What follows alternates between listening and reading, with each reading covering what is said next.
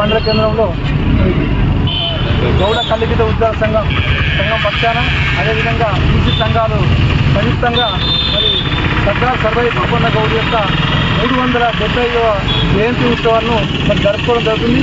ఈ గ్రామంలోని మరి బీసీ సంఘాలు అయితేనేమి వివిధ పక్షాల నాయకులు అందరూ మరి వచ్చి మరి పాపన్న గౌడ్ నివాళులర్పించడం జరిగింది. మరి ఈరోజు మరి పాపన్న గౌడు ఆయన పోరాటం చేసినందుకు చాలా బీసీలకు చైతన్యం జరిగింది.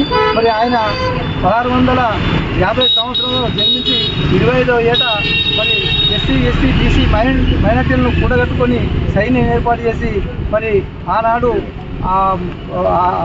ఏది పెత్తందారులు సుబేదారులు జమీందారుల యొక్క ఆగడాలను మరి భరించలేక అధికంగా పనులు వేయడం వల్ల అప్పుడు వాళ్ళందరినీ పోగు చేసి 12 మందితోటి ఉన్న అక్షరగణంతో 1200 నుంచి 12,000 సైనికులను తయారు చేసి గోల్కొండ కోటను జయించాడు. 21 కోటలను మరి జయించి నిర్మించి ఆయన పరిపాలన చేశాడు.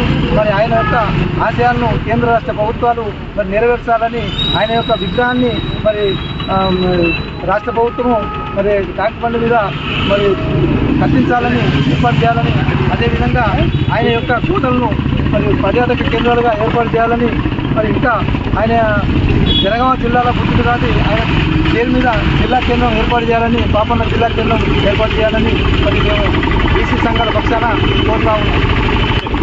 సర్దార్ పాపన్న గౌడ్ గారి 375వ జయంతిని పురస్కరించుకొని నేడు తంగలపల్లి మండల కేంద్రంలో గౌడ కల్లు గీత కార్మిక సంఘాల మరియు బీసీ సంఘాల ఆధ్వర్యంలో ఈరోజు జయంతి వేడుక నిర్వహించడం జరిగింది. సర్దార్ సర్వాయి పాపన్న గౌడ్ గారి ఆశయాల మేరకు తనను కన్నగల్ల సామ్రాజ్యాన్ని సుభిక్షంగా పరిపాలించడం కొరకు నేటి యువతరం ఆయన ఆశయాలను పునిపుచ్చుకొని ముందుకు పోవాలని మండల కాంగ్రెస్ పార్టీ అధ్యక్షునిగా నేను అందరినీ విన్నవిస్తూ ఉన్నా. అలాగే ఏదైతే సర్దార్ సర్వాయి పాపన్న గారు తన సామ్రాజ్యంలో జరుగుతున్న అరాచకాలను అవినీతిని ఎండగట్టడం కోసం 350 సంవత్సరాల క్రితమే ఒక గెరిల్లా ఆర్మీని ఏర్పాటు చేసుకొని గోల్కొండ సామ్రాజ్యాన్ని తేలినటువంటి ఒక చక్రవర్తిగా తన పాలనను కొనసాగించింది. కాబట్టి అదే యుద్ధ స్ఫూర్తితో మన గ్రామాలను మన ప్రాంతాలను నేడు కాపాడుకోవాలి, అభివృద్ధి చేసుకోవాలని చెప్పి ఈ సందర్భంగా కోరుకుంటూ మరొకసారి సర్దార్ సర్వాయి పాపన్న గారి జయంతి శుభాకాంక్షలు తెలియజేస్తాం. సర్దార్ సర్వాయి పాపన్న గారి 375వ జన్మదినాన్ని తంగలపల్లి మండల కేంద్రంలో తంగలపల్లి గ్రామానికి చెందినటువంటి వివిధ హోదాల్లో ఉన్న ప్రజాప్రతినిధులు నాయకులందరం కూడా బ్రహ్మాండంగా జరుపుకొని ఆయనకు నివాళులు అర్పించడం జరిగింది.